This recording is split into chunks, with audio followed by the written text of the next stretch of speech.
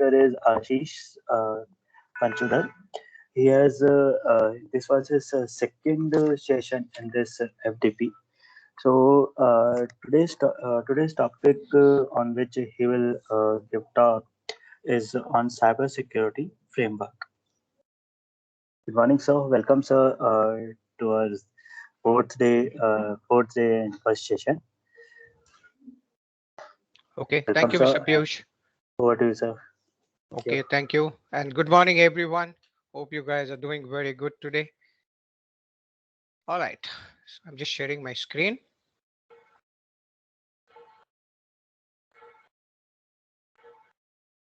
Let me know once you see this.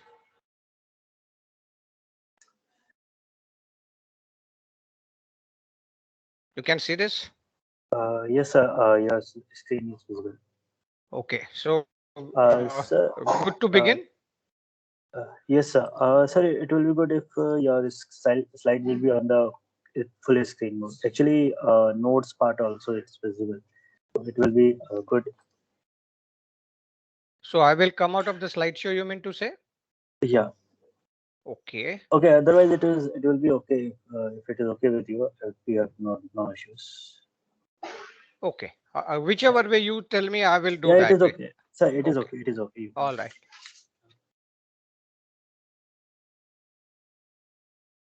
So good to begin.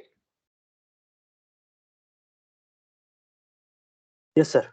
All right. Okay. Very good morning and warm welcome to the fourth day, the session on a cybersecurity framework. Yeah, cybersecurity framework is a big topic, and I've been working on this more than 15 years on various frameworks and from the cybersecurity standpoint. So today I'm going to just give you a high level overview of what all these frameworks are all about, what it contains, and then I'm going to touch upon the standards. Then I'm going to touch upon a little on enterprise security architectures. So yes, and I know that will be going to be a little high level, and then you can I can give you references also where you can go and look at those. Uh, and if you have any question, please stop me there and there itself so I can address the question and then I can move on.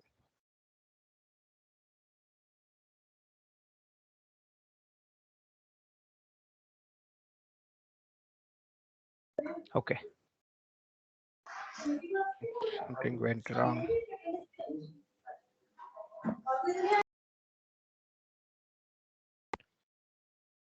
I think something went wrong. Let me just check this out again.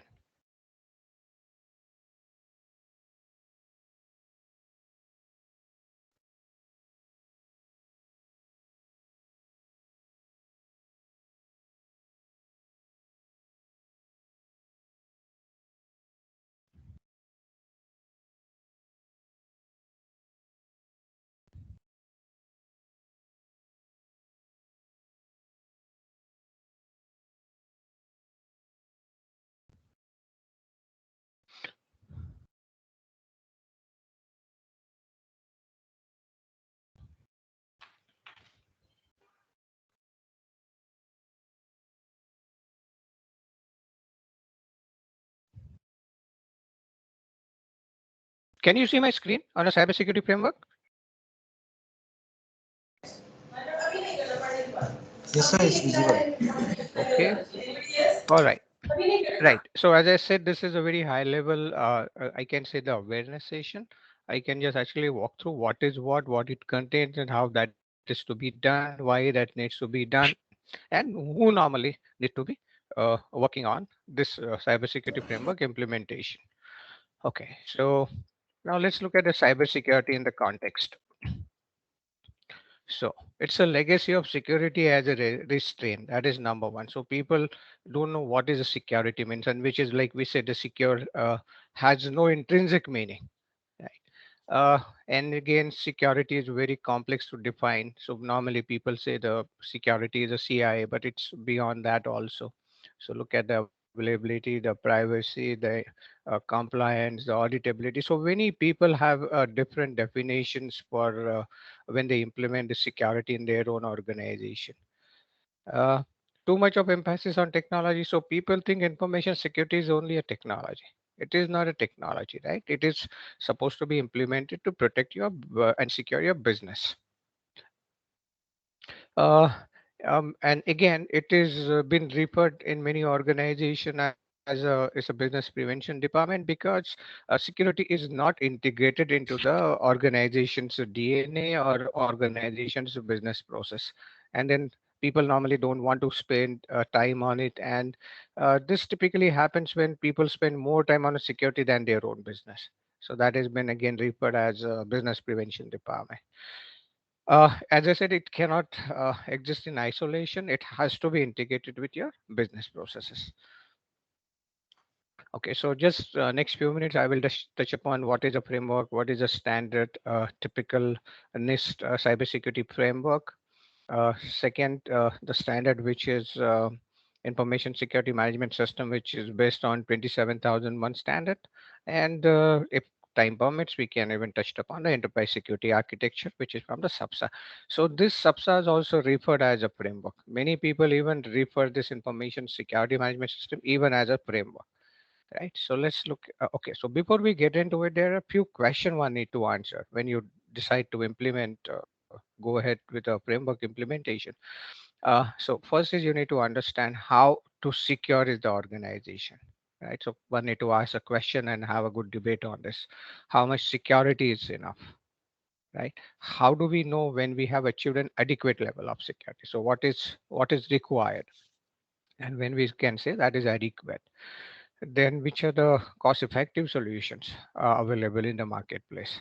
Then how we determine the degree of a risk, right? So when we say degree of a risk is maybe low, medium and high, those kind of a thing. How well can risk be predicted? So when you identify a risk, so it's very important, like what would be the likelihood and what will be the impact of it. That also become another question here. uh, then you need to have a objective for the program, right? uh, and what is the impact of a lack of a security having on productivity? As I said, it need to be integrated with your business processes, otherwise there will be a productivity challenge. uh, then what impact would catastrophic security breach will have? So a lot many ransomware attacks happening, and those are all catastrophic, even people are prepared for that. So what impact is going to be from whatever terms, maybe financial, maybe reputation, maybe legal, regulatory stuff. Uh, then again, security solutions will have a productivity. So will that be a showstopper from the productivity perspective or not? So one need to just understand, discuss this when they decide to implement a security thing. Okay, so this is a meta model, which is a model of the model. So you can see here as a business architecture, you can see the information architecture and the technology architecture. So for every business, we define the goals, objective, and we have a strategy for that. Then there's a line of businesses, what you have. Then you have a many business services under the line of LOBs, and then you have a business function, right? And then each of this department would be having their own goals and objective, and which are aligned with the corporate or business objectives of the organization. Now, so how the alignment of a information architecture, which is a data architecture and application architecture, which need to be aligned with all the as an entire organization, and for it at each of the business service level. I mean, whatever detail one can work out, understand. So we have many data which exists in organization. We have many application which exist. How these applications are talking to each other. Are you using an enterprise bus kind of a concept, and all those kind of thing one need to look. And where are these application and database settings are basically a technology architecture. What been referred is IT infrastructure. So then what are concept and principle you're going to look? So what are the rules and standards you're going to follow? Which are all components you're going to look at? So what all domains you have, like domains maybe the networks, the systems, servers, whatever.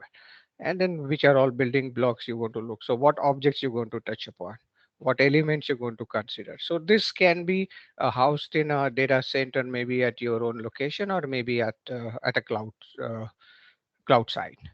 Right. So this is very when you decide to implement a security, one need to understand this in a perspective, because this is all what we're going to secure and protect going forward. Right. So now this is all these things are applicable, the standards and framework to all kind of industries. You can say maybe what would the size of those industry would be, what is a sector, what is the maturity of those industry.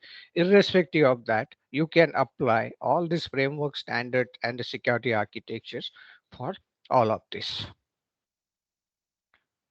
Uh, Now, so this is where everyone wants to be like this. So everything is properly fitted into the framework. But actually, what happens? This becomes the reality. So if you can see what they have decided to do and where they are as of now, right? And this is how they normally expect their future state to be. So look at the differences, and that is what my question which I was saying. You need to understand what are you going to really do it, so at least you would be uh, almost aligned with your future state, right? So when we say future state is basically so if you decide to implement information security say framework or a standard, so you need to understand where we are, and then that's as it states, and then uh, you need to decide your future state maybe on a maturity model which you're going to see further, and then you understand the gaps and you start closing those gaps. Okay, so these are the typical cybersecurity domains which are the CISO's responsibility. So you can say the security architecture, you can say the physical security, you can say the risk assessment, you can say the governance, you can say the executive management involvement, trade intelligence, user education, security operations. So this all, and then career development and the certification. So this is framework and a standard, which are basically the NIST, the ISO, IEC, COBIT, and SAN. All this kind of a standard available in the marketplace. And today we just want to focus on this particular thing, and partly onto the security architecture here. Okay. So I'm just trying to give a perspective how the attacker normally looks at. So there's attacker steps normally when he's trying to get into your own organization. So there is first stage is a recon stage. Then he explored the network. So this is a phishing of the user, connect to the network. So there are a number of ways to do this again. So once they do that, then they get a user list. Then they scout for a easy target. They find weaknesses in your system, and then do a lateral movement, right? So they understand the machine where they can access the credentials of the machine, which are the privilege accesses. And then so once they get a user access, they can then elevate their privileges to the administrator access. Mission target, so then access the critical data and upload to the, so this is actually what they are more interested in, and which is the confidentiality of a data what we normally talk about, and then maintain the presence. So this actually gives you a perspective as how we're going to so this can be one input for implementing the framework and understanding the building blocks of those. uh, so then again you can deploy the defense in depth mechanism, which is so as I said, the data is important, and then you have application, so secure application, then secure your host, which is a server and operating system.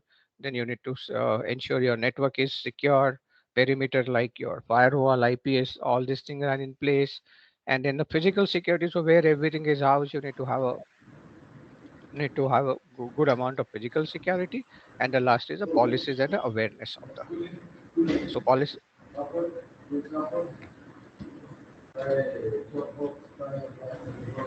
Okay, so there are few things which are plans like this.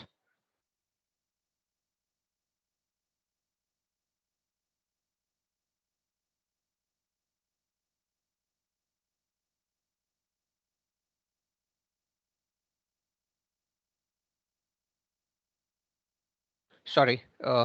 So now this is a strategic plan. When we say strategic plans from even the security perspective, or 1 to 5 years, a tactical plan are typically like a projects which are maybe 3 to 6 months, and these are your operational plans. So all this plan from the security need to be in, and which are aligned with your business objectives.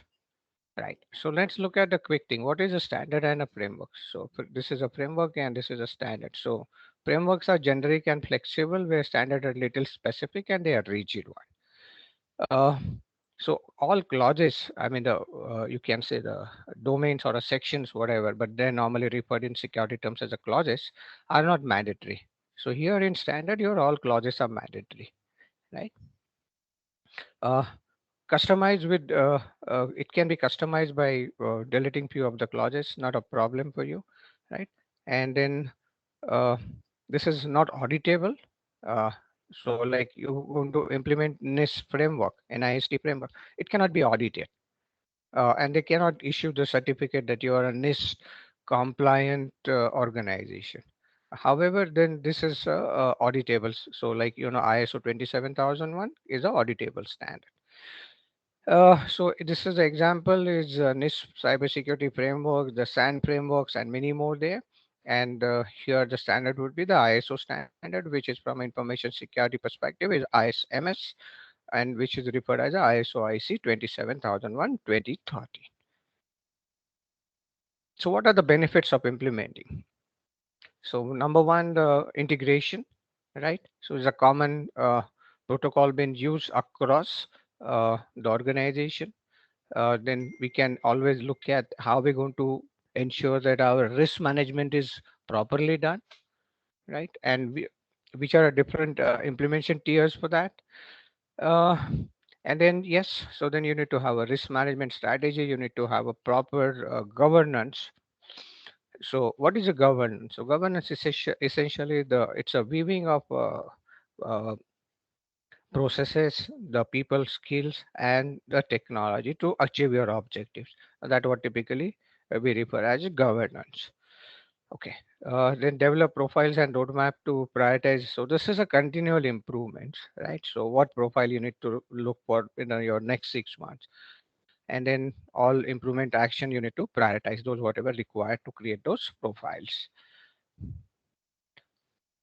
Okay, so most important is compliance is not a security.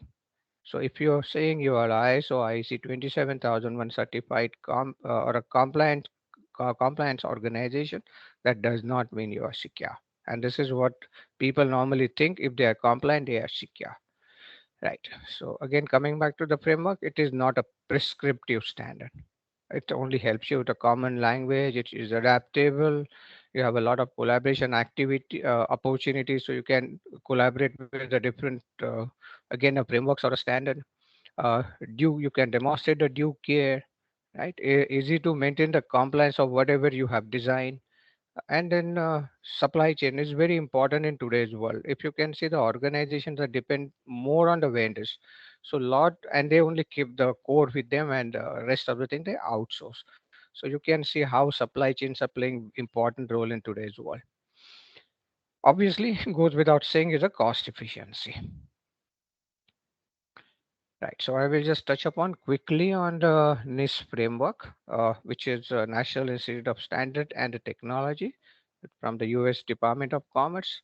So, and this is actually evolved for the their DoD and their own federal government actually. Right. So, so NIST cybersecurity framework has got three different things. One is a core, profiles, and implementation tier. Now, what is the core? Right. So desired cybersecurity outcome organized in a hierarchy and aligning more detailed guidance and a control, right? So this can form a part of your governance of the cybersecurity framework. Profiles, alignment of an organization requirement on objective, risk appetite, and resources using a desired outcome of a framework core. Now here we're going to implement the risk management. So we need to understand what all uh, uh, how the risk management process should be, and then what kind of resources you would be using, and at the same time we can define the objectives for from a security uh, framework standpoint here, and which those objectives would be aligned with your organization's objectives. Implementation tier, these are the qualitative measures of organization cybersecurity risk practices. So when you say risk, so I'm just going to cover that, touch upon the risk at a later stage. So I'm just parking it at the moment here on the risk side. Okay. So again, so this is a core again, cybersecurity outcomes and informative references are coming from here. Then this enables communication of cybersecurity across the organization. So we can work on a common protocol here. Profiles then align industry standard and a best practices or a good practices framework core in implementation scenario, and this can support in the prioritization and measurements of factoring into the business needs. I know this is a very easy or difficult to understand, but fair enough, I will try and make it simple as we move forward. uh, and then tiers describe how cybersecurity risk is managed by an organization and a degree of a risk management practices exhibit. So again, when we come to the risk management, that's a different domain under the cybersecurity, which is a special domain. So first, what we need to do, we need to identify the risk. Then we need to carry out the assessment. So assessment is understand after identifying, understand the likelihood and impact of those risks, and then we treat those risks. So treatment is again bring it to your acceptable uh, mm, uh, I can say appetite of your own organization. So for example, you are $100 million organization and you only can take a loss of say uh, $1 million. So then that $1 million is becomes an appetite for you, right? So this is how that appetite can be defined under the risk management. And then once you decide that, then you apply the controls, various controls, to bring down risk to that appetite below appetite level. And then this is you need to measure the control performance at a regular intervals. So that is normally into the tiers of the cybersecurity framework, NIST framework. Right. So what we do in a core, so we identify, we protect, we detect, we respond, and we recover. Right. So these are the typical the definition been given here for each of them. Uh, and then there's a profile. Then this is a benchmark. So this is the current state, and this is a target state. What we understand where we stand as of now. So you can see the gaps here. And then capability is a tier one when, so this is again on a maturity side of yours. So are you implemented it partially, which means the risk management is ad hoc, is risk informed decision process and programs are in place but not integrated enterprise wide. And then this is a repeatable and this is a adaptive one. So this is how the building blocks of the entire cybersecurity framework.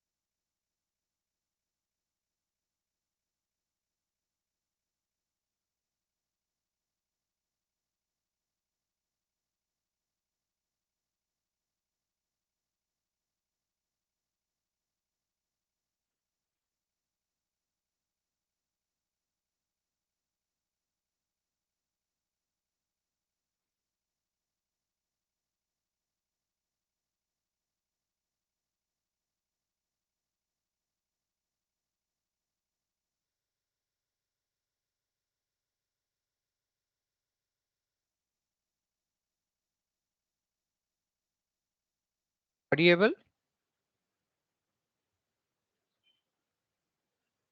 Hello. Yes, sir. Again, Ekman. Yes. Okay. Yes, Okay. sir. Okay. Sorry. Uh, right. Sorry.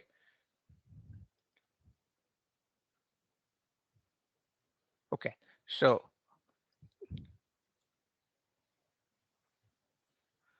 right. So then what techniques we have to identify incidents, what techniques contain impact, and then what techniques restore the capabilities, right? So, and then this becomes identify, protect, detect, respond, and recover. So, and under identify, we look at asset management. So all information asset management, right from the creation to the disposal. What is your business environment? So I have shown you that meta model where the business model can be used here for that. Governance, as I described, it's a integration of people, processes, and technologies. uh, Risk assessment, which is as I said, identification, the analysis part, right, of that, which is falls under a risk assessment. And then risk manage, how you're going to manage your risk, whatever you have, right? And then supply chain risk management, which is a very different thing. And if you look at in today's world, it's everyone is after this. So majorly is on a banking side, when they ask people to print a card, print the credit card bills and whatnot. So that management is again essential here. Then under protect, identify the management, authentication, and access control. So this is to be done with IEEE, what we call identification, authentication, authorizations, and audits. Then awareness and training. So what is the difference between awareness and the training? Is awareness will bring in the change in the behavior of people. If they get to see something, they will inform to the right people. And training is actually can help you to develop the capabilities to implement the frameworks. Data security, so how your data is going to be protected. So, and then information protection, processes and policies. So these are all we refer as administrative control and the processes and procedure, maintenance of everything, and protective technology. So what can protect you? So these are the, so safeguards is basically your safeguarding something before, and which is normally referred as a preventive measures. Under detect, so anomalies and events, the security continuous monitoring and the detection process. So here, normally we say there are the security operation center SOC can come in picture here, uh, and that can be a centralized place for you to detect everything. Then what techniques contain the impact? So response planning. If something goes bad, what response you would be having, what communication, how you're going to do analysis of that, how you're going to mitigate that, and what will be your lessons learned, and which you're trying to bring in the improvements there. So that's on a response side. Recover is recovery planning, recovering completely out of it. Again, improvement, again, learning from your recovery and how you executed that, and typical communication. So in this case, in any organization or even our day-to-day life, what plays important role is a communication, and this has been a bigger challenge. Okay, so these are the implementation tiers what we looked at. So tier one, tier two, tier three, and tier four. So the risk management process uh, for the organization, integrated risk management process again, and any external participants you deemed so. So this is how one can define on the tier one, tier two. So this can help you to understand where you are as far as the risk management is concerned. Because all these frameworks and standard as far as the information securities are concerned, everything is based on a risk management. Okay, so this is a profile. This is what I said, alignment with the business requirement, the risk tolerance, how much of risk you can tolerate, and what resources you have available from the organization. This can enable to establish a roadmap for you to reduce cybersecurity risk. So when we're saying reduce the risk is maybe an impact or maybe a likelihood you need to control here. And then used to describe the current state and desired state of a cybersecurity activity. So now this is a framework profile. So you have a buyer, you have a supplier, and you are between, and which you are secured. Uh, these are the typical guidelines which I'll quickly go through this. So step number, prioritize and scope when you decide to implement it. And then you can orient, right? So which are you need to identify the threats and the vulnerabilities. Then you need to create your current portfolio. So where you are or as a state uh, document. And then you need to conduct a risk assessment, right? So you can use methodologies, different standard here, which I'm going to touch upon, called the ISO 31000 standard, rather framework. Then you can create a target profile, so where you have to go, and then you determine and analyze the gaps. So it's a gap between the current profile to the target profile, and those are the gaps, and then you can prioritize a gap for the implementation side. And then you can implement the action plan, whatever you prepare. And then function wise, so this is again what all you need to cover here, the asset management risk. So this is what I have covered actually. right? So this has been there. So now, so this is at a high level from the NIST cybersecurity framework, and you can go on to the NIST at a cybersecurity framework, and you can download those. Uh, and this essentially NIST is not been used by the commercial organization. This has been used mostly by the US federal organization, or even a US organization who's doing a business with the US government. And mostly, as I've been hearing in the our India market, people are going to use this NIST network for the framework for the uh, national critical infrastructures, like your utilities and everything. Right. So this is all about NIST framework. So as I said, the benefits, what you get is organization and the client, the quality of information security processes, procedures, awareness, and buy-in at all the levels, because this is very important. Everyone should be aware of what is information security, and something goes wrong, what is to be done.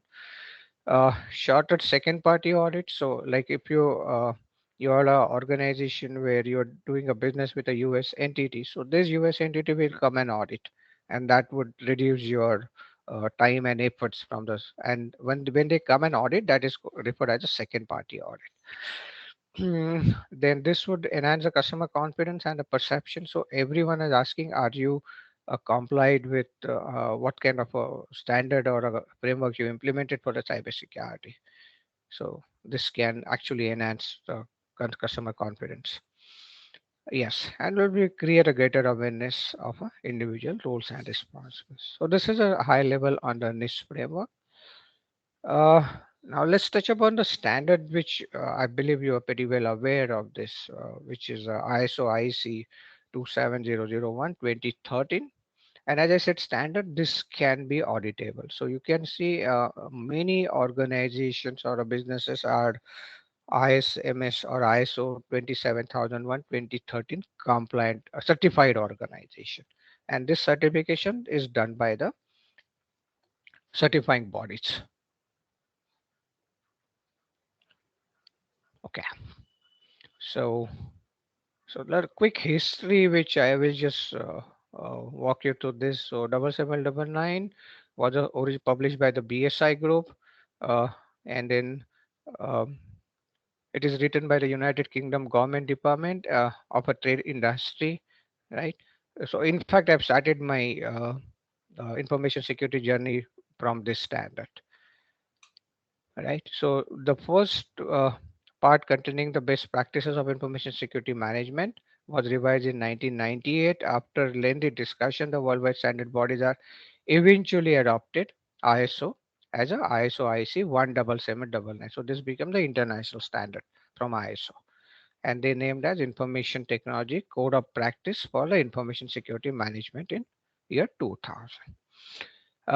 Again, this is revised in 2005 and finally incorporated in the series of 27,000, right?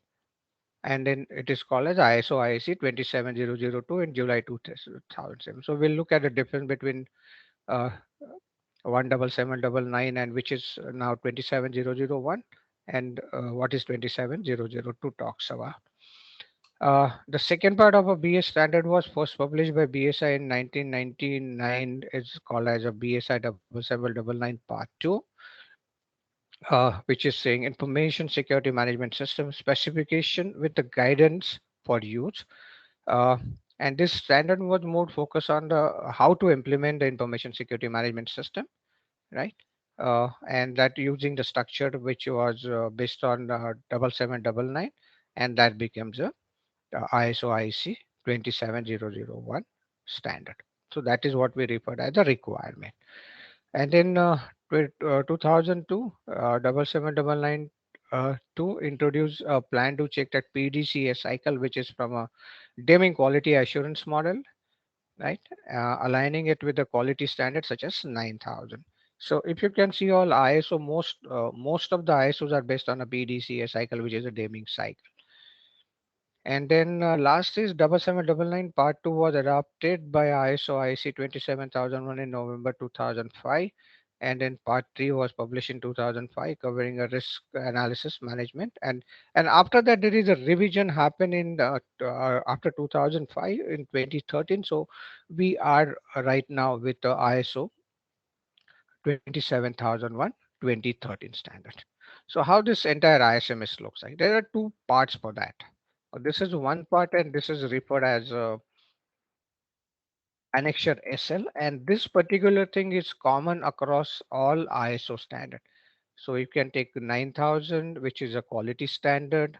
You can take 22301, which is a business continuity management system. You can take another ISO 20000, which is IT service management standard. So all this Annexure SL will be common across to all this standard. So this is referred as a annexure SL. So what does it have is the introduction, the scope, the normative references, terms and definitions of the common English vocabulary has been used in this standard. And then there are clauses from 4 to 10. So clauses 4 is the context of the organization, what is the leadership, the planning, the support, operation, performance evaluation, and the improvement. So this is a high level view of the, and this is what we refer as annexure A, which is a set of controls what you have here. So this is what we call security uh, clauses here. So A5 to A18. So there are 14 security clauses. So now what it says, information security policies, then organization of information security, then what is the human resource security, then asset management, access control, cryptography, physical and environmental security, the operation security, communication security. This is a software SDLC, and the maintenance supplier relationship is a vendor. What we have seen there in NIST also.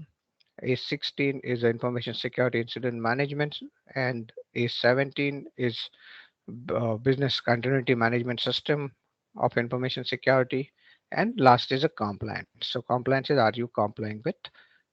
So now how to use this? So let's go to the next slide. So this is how the information security is defined by ISO 27002 clause 3.30. So it's the preservation of a confidentiality, integrity, and availability of the information. Right? So this is the information security definition. Now, what is a management system? So it's a framework of guidelines, the policies, the procedure, processes, and associated resources aimed at ensuring an organization meets its objective. This is another management system definition coming from ISO 2700 2012, which is a clause 2.42. Now you can see this is a standard here. So here you can see the information technology security techniques, information security management system requirement. So this is how your requirement is. This is how you're going to implement it, which is what I have shown you. The requirement is in this particular slide. Right? So these are all requirements. And then you got a ISO IEC 27002, which is BS 7799 here, 779. So this is information technology security techniques code of practice for information security management. What does this mean? Now, how you're going to implement A5 to A18, right? So that 27002 is talking about that only. So what when you say information security policies, there would be there were lot many control objectives and the controls. So how you're going to implement each of the control has been, so this will provide the code of practice for the information security management thing. So, and this is only applicable for the annexure A. I will show you the standard copy after a few minutes, how that looks like. Okay, so moving to who was involved in development. So ISO and IEC, which are based in Switzerland, the Geneva, and they work together. So this is more from a technical side, and this is more from the management side. So they work together too, and that is how they form the standard. Right. So again, the structure which you have seen is introduction, the scope, the normative, the terms and definition, and you can see. Now this is mapped onto the dimming cycle. Plan, do, check, and act. Right. So under planning, these are the four clauses which are a part of a planning, which is the context of the organization, the leadership, six is a planning, and seven is a support. And under do, so once you plan, then you're going to implement that, which is a operation. And once you operate that, then you're going to check where that comes as a clause number 9 is the performance evaluation. And last, so whatever gaps you have, that becomes a improvement for you. So this is how the entire ISO 27001 is organized. Now, you look at the same ISO PDCA map to the ISMS now, right? So here you can see the ISMS process. So plan, which establish ISMS, act, maintain and improve, check, monitor and review ISMS, and do is a implement and sorry, plan, do, sorry, it's my mistake, my bad. So plan and then do and then check and then act. So it goes this way. And then this becomes a management responsibility for all this dimming cycle phases. Now you can say this is a process. So then you have an interested party. So who are your interested parties? Because you are in business for the customer, right? No customer, no business. So they become your one of the interested parties. Then second would be the employee who's working for the organization. They become your interested party.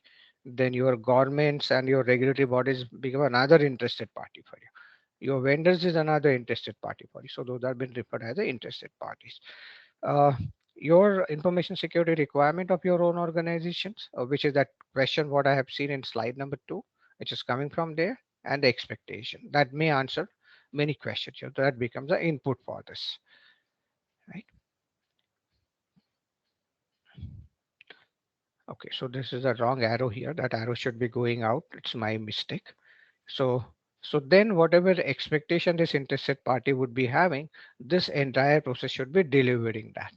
So for example, the interested party is the government, and then their expectation is that you should be ensuring that you're compliant with all laws, right? So then that becomes their expectation. So are we delivering that to this particular process or not? And then second is the manage information security. So you set your objectives, whether you then you can measure your performance here also, and then manage which maybe plus and minuses, and ensure that you achieve the maturity of your implementation or effectiveness of information security management system. So that is how we can say manage information security. Same thing, plan, do, check, act. These are the component reviews. So now, so it has got a context, the annexure SL and annexure which I have shown you, and I have shown you 27,002 as well. Right. So let's touch upon each of the clause quickly. So context of the organization. So what it covers. So typically external and internal issues. So here we start with understanding the vision, mission, the values, and the strategy of the organization, followed by the strength, weaknesses, opportunities, and threat at a SWOT analysis, right? And then you understand what are your internal issue within the organization and what are your external issue by which you will get affected, right? So this is very important. So you know your business well here. Again, I said interested parties. I given you few examples, maybe the employees, the customers, the suppliers, the government bodies, and n number of people. They have interest in your business, and they are expecting something out of it. And then a different thing on a legal, regulatory, and contractual requirements. So you have this is legal is coming from the government, the regulatory is coming from the bodies like RBIs or the IRDA, and the contractual requirement is basically you are signing with your customers or you are signing up with your vendors. So those are your contractual requirement. And important is the scope of your organization, ISMS implementation. So it normally start with uh, the product services what you're offering, then you have a supporting departments or a functions for that, and then finally comes down to the location which you need to cover. So that is how one can define the scope of ISMS. Okay, so these are the various interested parties. So I can say the this is the organization. So the management is again one of the interested party, top management, and then people who are accountable for IS policy implementation, and people who are implementing that, your contractors and other staff, if any. Now, other interested parties are your citizen, the customer, the distribution, the shareholder, the investor, the owners, insurer, government, regulator, all what you need to understand and what are their expectations. Even the competition, the media, the commentators, the trade groups, the neighbors. So if you have a adjacent organization next to you, what would be their expectations from you? Maybe having a proper separation by the wall, whatever it could be, the pressure group, the emergency services, the other response energy, transport services, and staff dependent stuff. So these are all interested parties and their expectations. Scope already I have uh, described is like the product services, followed by the function which is supporting those product services and the locations. Okay, coming back to the leadership now. So, what is the leadership? And so, this initiative will not work without having a commitment from the leadership. So, they need to ensure that they publish the policy, then they give make available all required resources. Then they said yes, you need to continually improve on everything, right? They motivate people. So, this is a typical thing come from the leadership. Policy, then you need to have an information security policy. This policy actually everyone should be aware within the organization and the relevant interested parties. Who are the relevant interested parties? Who's got access of your organization's information assets, right? And because of them, they would and that if they do something wrong, that will affect your information security management system. Hence, that is what we call relevant parties. So policy can be published and it can be framed and you can hang on a wall and or a number of ways you can communicate that, right? So policy is a high level directive uh, coming from the top management.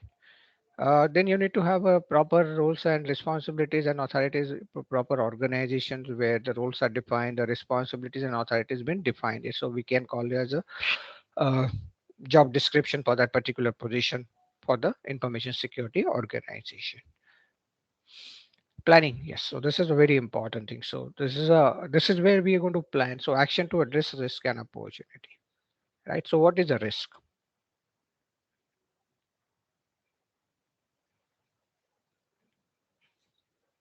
And then what is opportunities, right? So opportunity only come when risk remains till such time you exist, right? So there are the risks. So and that will have uh, that will have a challenge with your business objective also if risk materializes, right? So we'll see in the little detail more. So here you need to write down the complete document as how you're going to carry out the entire risk. I'm just calling it a risk management, which is right from identification to the monitoring of the risk. So the complete cycle of a risk management. And then while carrying out this risk management activity, you come across some opportunities, some uh, good practices, and you think you should implement those. And then opportunities become the project. So if, for example, when you're doing a risk management and then you come across the risk and you're trying to apply a control, but that control is very difficult for you to monitor and manage, then can some automation can help you out there or not? And then what is that automation? And that becomes a opportunity for you.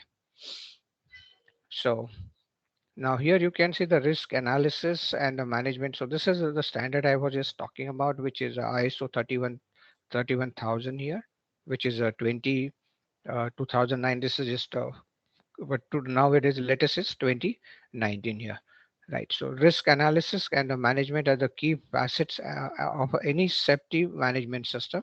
So these are the useful standards. So we normally do a risk management, we refer to 31 standard, which is a principle and guidelines, and this would be the risk assessment and techniques. So for this clause number 6 which I have shown you, this standard comes in picture here. So how the standard looks like. So define this is a process that provide confidence that the plan objective will be achieved within an acceptable degree of a residual risk. So we'll look at what is a residual risk also. Now you can say establish the context of your entire risk. management scenario within your organization, right? And that you need to communicate and consult with relevant parties there. And all the time you need to monitor and review this. Now, so here you can see the risk assessment. So here is a risk identification, the analysis and the evaluation. So when you say first identify n number of way to identify maybe asset based or a process based risk. Analysis, you're just trying to understand what is the likelihood and the impact if this risk to materialize, and the risk evaluation. So then you can decide what how much of risk is acceptable to you.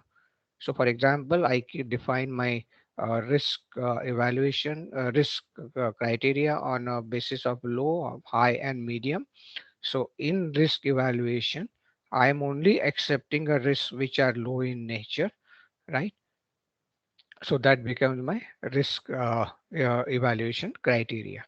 So now here when I do a risk analysis, I would be having a risk which is you can say high, right? Which is not acceptable,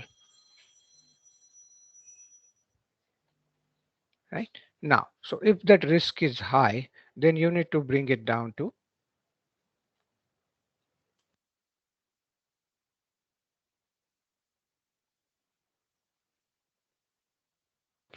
so so now this is the high risk. Your criteria says only now. So when you're comparing with the criteria, so there is a delta here. Then you need to do a risk treatment. Now risk treatment, there would be various option of a risk treatment. One is you can treat the risk. So try and reduce it to the low level, so from high to low, and then you need to put a controls there for the treatment. Second, you can accept the risk. Accept means if you need to bring down to that low level, but your expenses are more than the losses incurred if that risk to materialize, then you can accept the risk. Third, you can transfer the risk to the insurance agency, like your facility risk, right? The building risk, all those kind of things due to some natural or a man-made disasters, so that you can transfer. And the fourth one is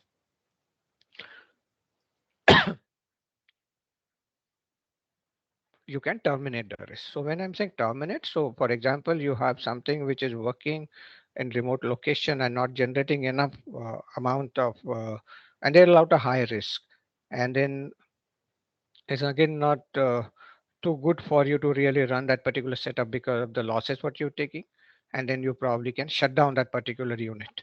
And that becomes that's called as a termination of a risk. So these are the four different risk treatment here. So once you give a treatment, and then so whenever we are bringing down the risk from the high level to the low level, we are applying the control. So then we are monitoring and reviewing the control performances here in this particular thing. And every time we're going to ensure that we are monitoring at each of the stage uh, for all this risk from the assessment and the treatment perspective.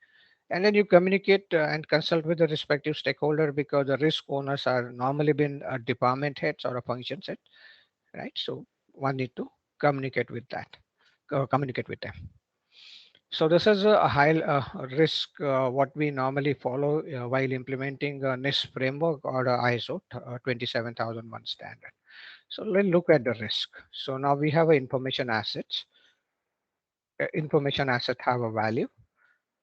Value increases the risk, right? If because something happens to the value, not acceptable, and then it requires the protection of those assets. Then you put the controls, right? You can make better controls, and control will reduce the risk, which I was giving you example of low, high, and medium. And then control will protect against the threat. Threats increases the risk. Uh, Threats again exploit the vulnerabilities into the system, and vulnerabilities increases the risk to your uh, information assets, right?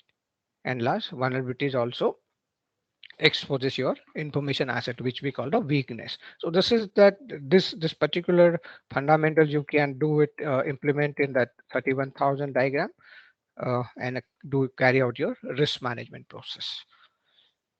uh, as I said, this all this cybersecurity framework slash standards are based on the risk and opportunities, and that becomes the starting point for you to implement that.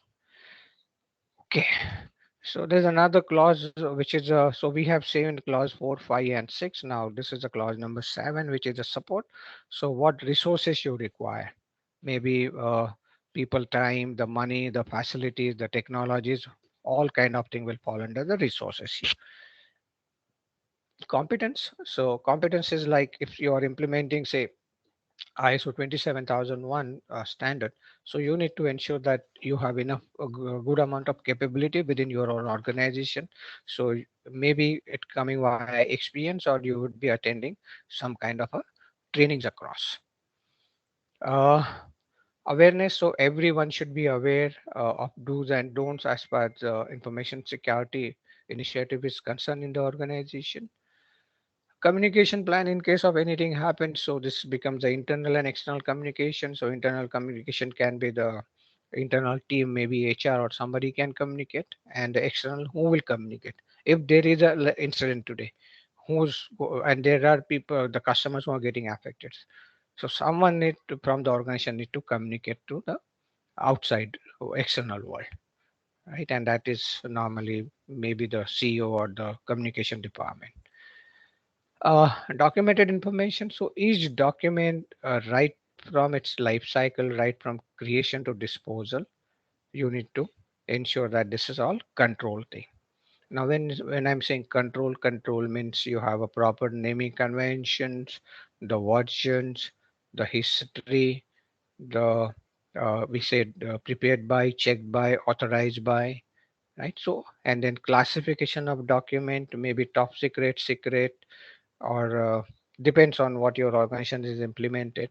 So typically now people normally do is confidential, private, internal, and a public. So public is available to everyone.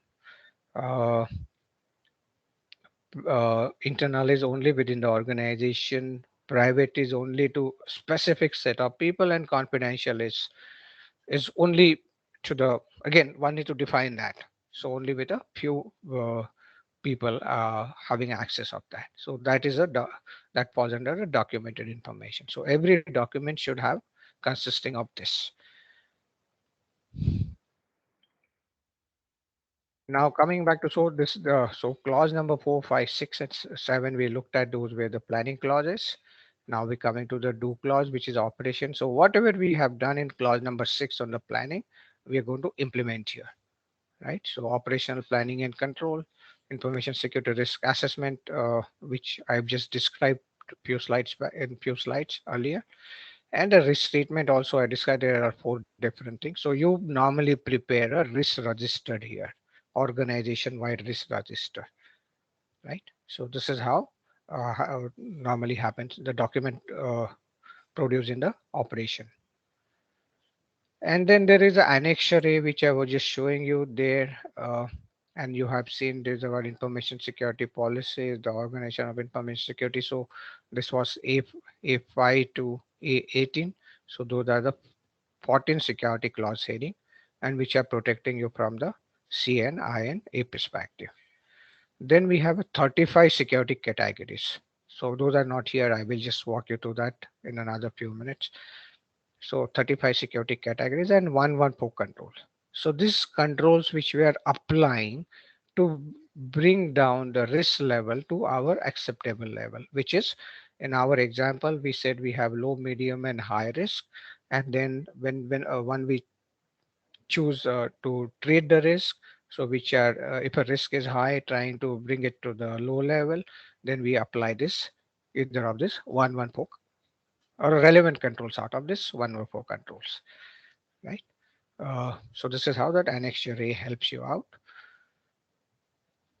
Okay, so this is typically what it consists of: information security policies to provide management direction and support for the information security. Organization of information security is management framework for the implementation. So you can have your own framework for your own organization. So what does this mean? So you have a standard, you are mapping that standard to your business, and you're coming with a framework which is customized for your own business. And this is for implementation. Then asset management, we said to ensure security of valuable organization, IT, and related assets. So all information asset can be a part of this. A human resource to reduce the risk of a human error, theft, fraud, and misuse of a facility. So this is a very important role because 95% of the problems are created by humans. Uh, Physical and environmental security to prevent, again, unauthorized access, the tape compromise, damage, information processing facilities. So you normally use the CCTV access controls there. So those are the controls for you. Communication and operation management, correct and secure operation of information processing facility. Access control is to control access to information and information processing facility on need to know and need to do basis. Uh, Acquisition, which is a complete software development life cycle. uh, Incident management, so any uh, thing which can affect your information security management system can term as an incident. So then to ensure that information security events and weaknesses associated with information systems are communicated. So this is business continuity is to reduce the disruption caused by the disaster and the security failures to acceptable level. Compliance, so to avoid breaches of criminal or civil law or statutory or regulatory anything, right? So that form becomes a compliance at a high level. So this I am not just going to do this, so I will just skip. So these are the controls which have been classified. So then once we now we have planned, we have implemented. Now we need to check whether it is performing as per design or not, right? So then comes as a monitoring, measurement, analysis, and evaluation. Now you implemented this organization wide. So then each of your function head or a department, it becomes a risk owner, right? And then he is carrying out the risk, entire risk management, and then in risk management is applying various control. So this control performance can be one of the monitoring, measurement, and analysis and the evaluation for you. Plus, you think you can measure some other performance, maybe uh, uh, for from HR standpoint, awareness. You need to ensure that all 100% of your employees and your relevant stakeholder, they are so you run them through the awareness program and then followed by the quick quiz. So that quizzes they understood the stuff. So this can you so you need to identify what you will monitor, what you will measure, how you will analyze that, and how you will evaluate that, right? To whatever you implement it.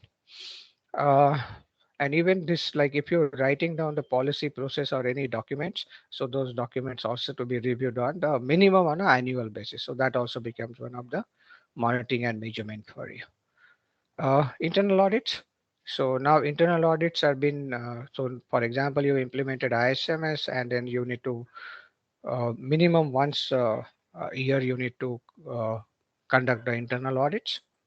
So internal audits is basically will tell you the effectiveness of your system, whether it is again working as per your design or not, and where are the gaps. And the most important is the management review. So management, as we said, the leadership and commitment, they have given everything. So they are the sponsors. They've given you everything. And then now you need to implement everything. And then their interest would be, is everything is effectively working or not? Is my business secure or not? So that is how you need to demonstrate to the management, right? So that review will consist of everything, right from the clause what we have seen, the 4, 5, 6, 7, 8, and 9 clauses. So that will be a part of a management review. And most important is this. And an improvement. So in case of, so this is a clause number 10, which is plan, do, check. Now this is the action. So now you perform the internal audit and there are some kind of a non-conformities. Non-conformities is a deviation from the normal. Right? So that is what referred as a non-conformity. So, and what kind of a corrective action you're going to take? So correction is basically you're trying to remove that from the, so that we call normally the RCA, root cause analysis. So you're removing that problem from the root of it. So that's a corrective action which you can bring in. And continual improvement, if you think you're doing something in XY way and you think there are ABC are a better way, maybe in terms of people skills, maybe in terms of process reengineering, maybe in terms of having a new technology, whatever it could be. So that forms a continual improvement, and which actually helps your ISMS to work more predictably and more reliably. So that is how one can look at that. Okay, so this is again the summarizing of that framework and a standard. This is how normally been implemented. So select the target goal. So kickoff meeting, the question comes in there, agreement. So all this you can see, and then what is the target state here? Detail profile. So tailor the framework to your specific business needs, the risk management process, integrated risk management program, and a tier mapping. Uh, Current position, so detail risk assessment, vulnerability assessment. So these are just a few guidelines. This can change depending on the organization. So this is a little generic in nature. So phishing test. So what is a phishing test? So you can go and, for example, one of the phishing tests which we do conduct is like we simulate the CEO's email ID, and we send a mail to all employees, and we just wrote, look, please share your user ID and the passcode with immediate effect for 1 to 3 applications, right? And so this is the phishing what we're trying to look at. And then what happened? Out of that, 60% shared their passwords and their user ID, which is not supposed to be happening, right? So your awareness training is failed here. So this is one of the phishing tests, what normally we do. Behavioral analytics. So this is again, you need to have your own different question, talk to people, understand that, right? And then current state of a risk. Here we can say the risk register and the heat map. I'm not touched upon a heat map. Let me see if I can do that. Analyze the gaps and action to fix the gap and implement the action plan. So this is a matrices collection, which is that objectives and that performance management what I have shown you. And the periodic status reporting may be your management review over here. So this is how the typical methodology. And again, I said this is a generic thing, can be a specific. Okay, any question?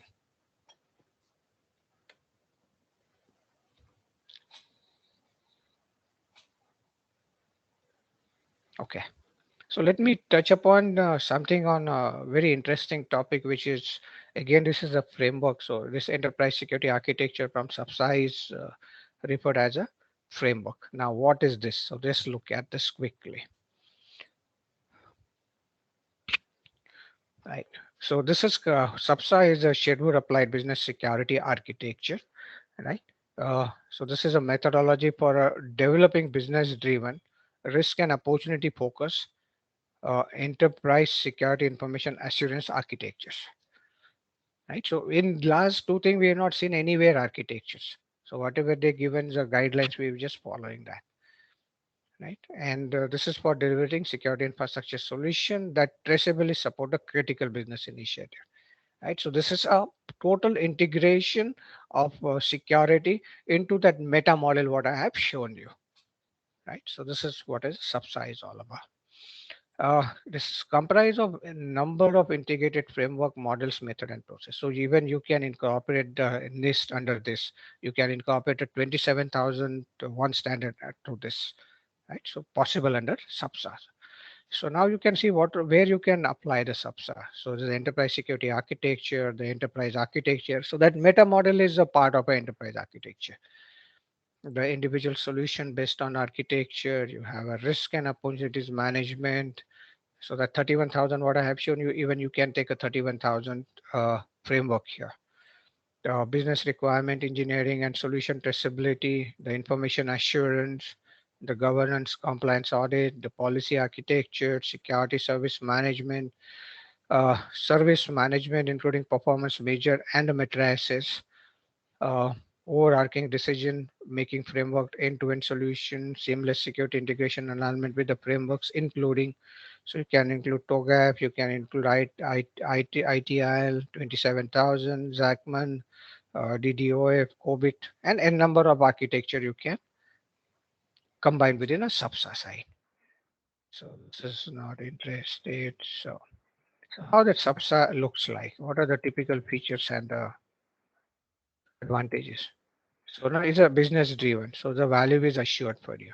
It's a risk focus. As I said, all security are risk focused. So prioritize and proportionalize response. It's a comprehensive. So it's a scalable scope, right? So no limitation on the scaling, 360 degrees. It's a modular, right? Agility, ease of implementation management. So you can uh, come with the different pieces and put them together, integrate into your architecture. It's a open source, so free to use. Is open source global standard, and this is a auditable. Now, when I'm saying is a framework, it is auditable, right? So because architecture, which has been developed for your own organization, so that design you can always audit against the compliance of your design. So this is how the subset talks, and it should be transparent. So two-way traceability. So you should be able to trace anything out, whatever happens. So that's a main feature of the subset. Uh, Now the legacy of a security, the guard dog's attitude. So if you think you have a guard dog or you have a badge or your gun, you are secure. If you have more password, if you got a more rules, more limitation on access, if you think more firewalls and other barriers like IPSs or other thing. So this was legacy of the security. So people used to think I got many rules, so I got this, so I am secure, and that is what I have shown you once. Security is not a secure one. And as I said, this is a bad reputation because of all these things. So again, those are not integrated, which are working in isolation. So normally security used to refer as a business prevention department. And this is again a study from a Harvard. Now, what when they say that typically this is how the organization, whatever survey they conducted, right? So their operation used to be something like 90%. The tactical stuff would be around 50%, and the strategy used to be. So according to the Harvard, they said you always should work on three steps: the strategic, tactical, and operation. So one of the graphics, what I've shown you, 33% each. So this is a Harvard business model what they came up with to the. So this is one of the survey which we picked up from. Right. So the history of component-based tactical solution. So it's technically led, which is IT-based. So I got a firewall, so nothing can go wrong. I got antivirus, so nothing can go wrong. Right. And it was a project. So project is like you got a start date and an end date. So that used to happen. No business alignment because we've been saying you secure and protect the business. So no business alignment been demonstrated. No long-term strategy, no real standardization, no frameworks within which the design solution of a new problem can fit in, and a point solution for the tactical problem. So this were the challenges of this. Now, even after you put a security, still you are allowing the plane. So in you go and walk with the plane having the camera, and your policy says cameras are not allowed. But can this man walk in with it? You said USB drive you're not supposed to be carrying. If I have a iWatch, I can always connect that with a USB or via the internet, right? So many filters been missing there out within the in today's organization, right?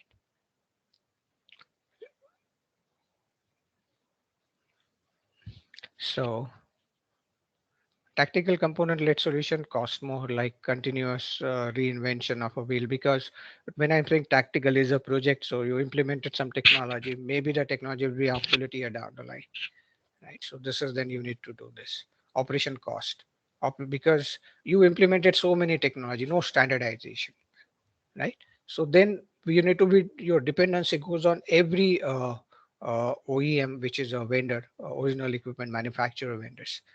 Again, you require various skills to support that activity. You lose on a productivity side of that, whatever you implemented. Integration, because in today's world, everything is integrated, right? So many system won't get integrated with your other systems.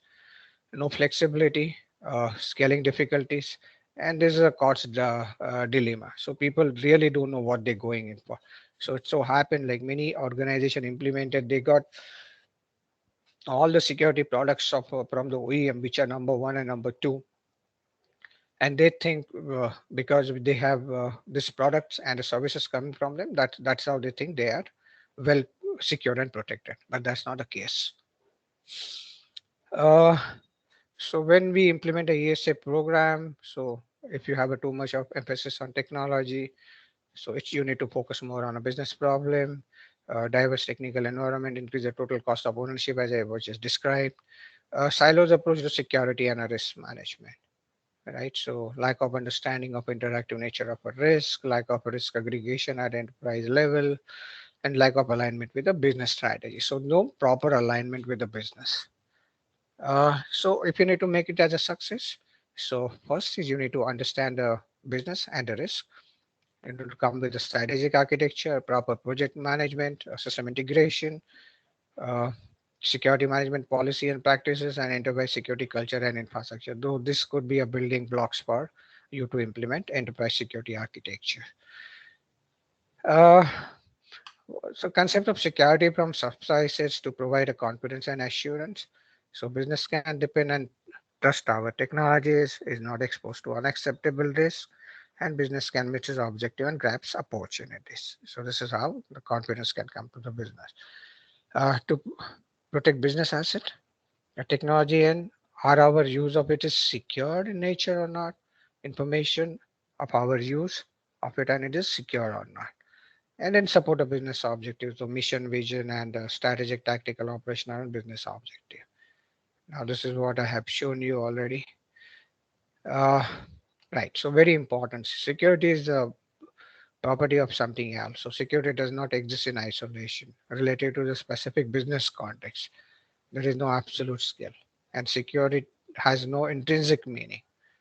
So, what do you mean by secure? So, these are all typical challenges. So when you ask people, they have no answer many times. What are you trying to protect?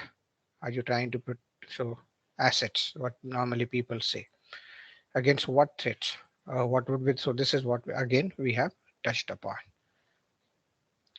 So what is the real role of architected security?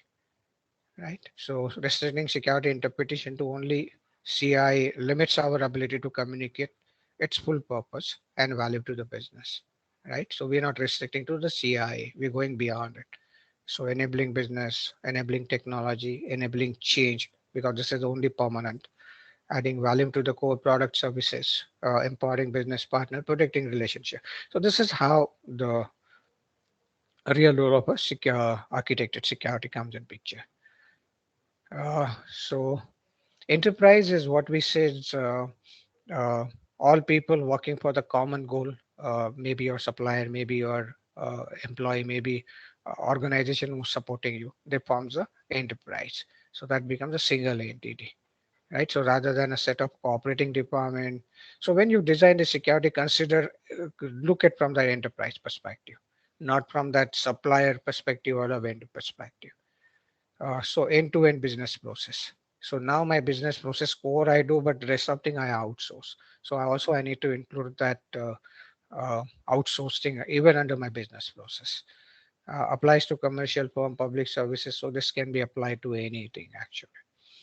Uh, this is a coherent way, right? So this is the, we can say, the holistic approach for that, possibly. And then it shows the improvement in overall performance in terms of your competitiveness in the market, your service excellence, and depends again on whatever you have implemented this for. So this is a typical architecture. Hello. So architecture support business strategy is like this is a business view, which is a survival strategy. So Africa, the gazelle wakes up and it knows must run for faster than the fastest lion, or it will be killed. So this is a survival thing, business strategy for them. So same thing, the lions wake up, same thing again. So you need to really understand. You need to be a lion or a gazelle. So that is a business view. Here is a survival strategy for both of them. Uh, So when the sun comes in Africa, it doesn't matter what shape you are. If you want to survive, what matters is that you would be better be running. So that how that architecture is always constantly improving. The importance of the framework. So what is architecture? Architecture framework? A consistent set of policies, principle, capabilities, and standard that sets the direction, vision for the development and operation of organization business information system, so as to ensure the alignment with the support of a business need. So essentially, that meta model comes in picture here. So these are a few benefits: the complexity management, integrity, roadmap, lowering total cost of ownership, good integration, the integration stuff, rational framework making design decisions. So can integrate any framework, resolving conflicting objectives. So and the priorities, and it should be predictable, flexible, and agile. Uh, so I will just skip upon this for a while. So you can look at an architected a complex system. So you know the aircraft, you know the Concorde, you know the Ferraris of the world, you know the steam engine, you know the bullet train, right? So these are really well architected complex system, if you can say, because a lot of dependency goes on everything. Now, what is then you need? So what would the layer framework what been implemented? So a framework which many people can work harmoniously and all act towards a goal of a single design authority. Right? So that's what we refer as a framework.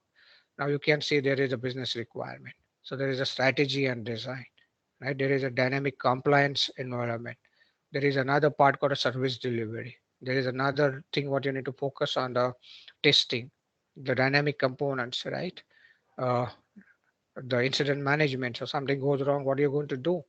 What is your governance? So performance management, the service support, change control. So all this thing what been designed went through all this layered framework, and this is what you can do it from the when you implement the information security, uh, uh, enterprise security architectures.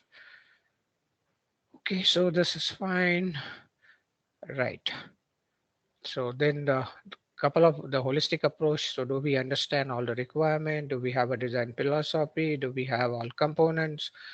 Do these components work together? Do they form an integrated system? Does the system run smoothly? Are we assured that it is properly assembled? Is properly tuned?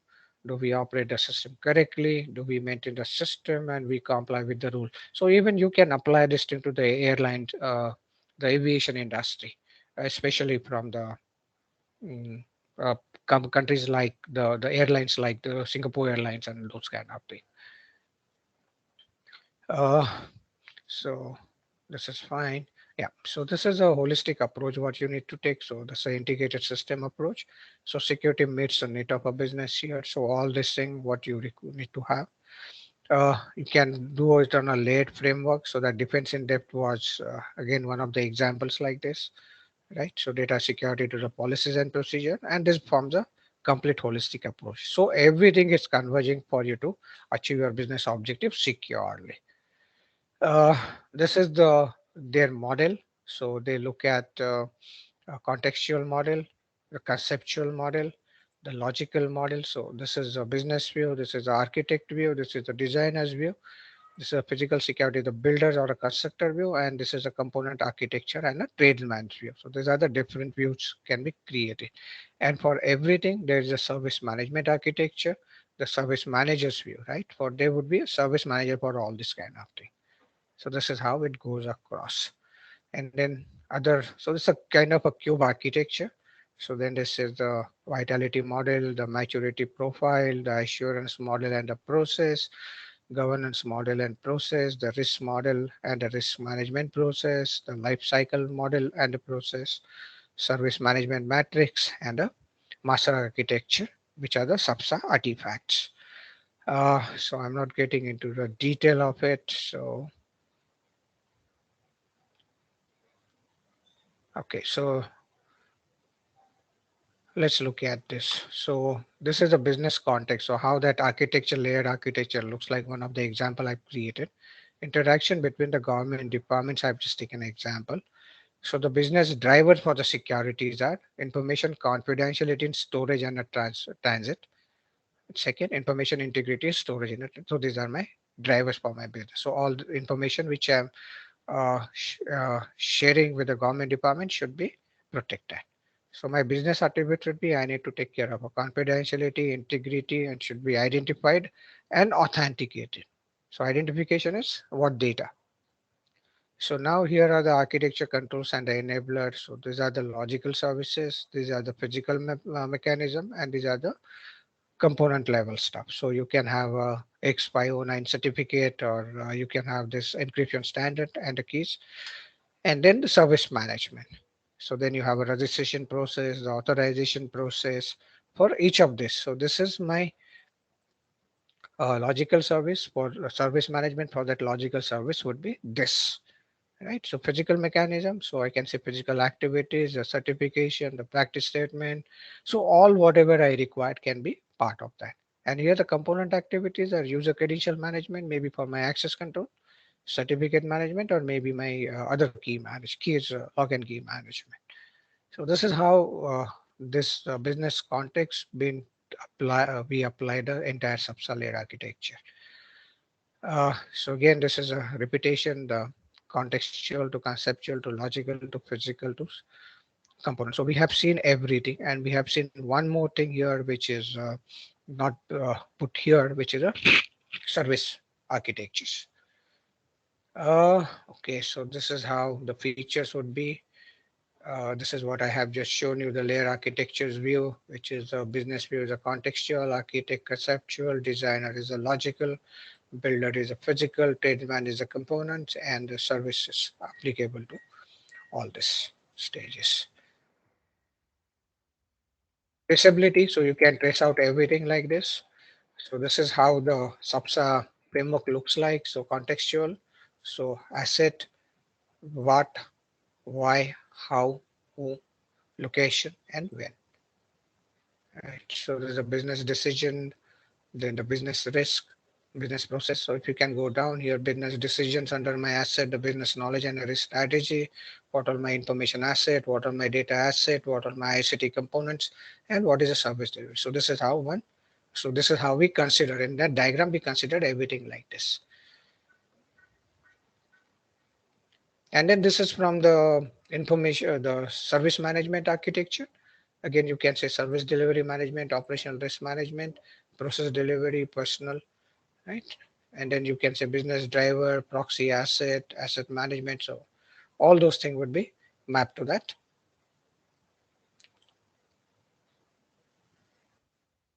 Like, so this is a development thing.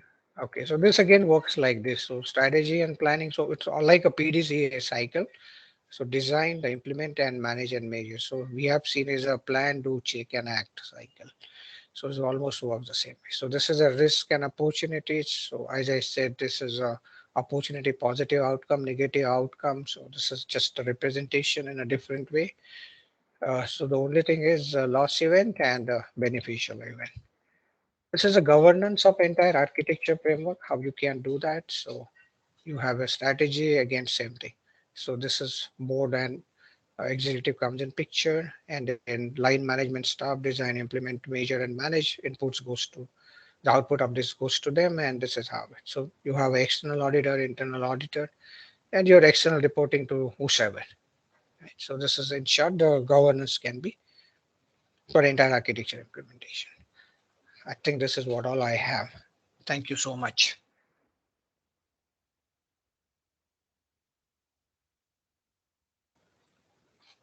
I'm sorry I was a little fast, but in I know, and this is a little high level overview, right? In case anything you require, please don't hesitate to get in touch with me.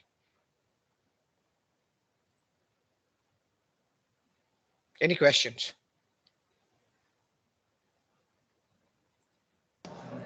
Dear participants, if you have any queries, please go ahead.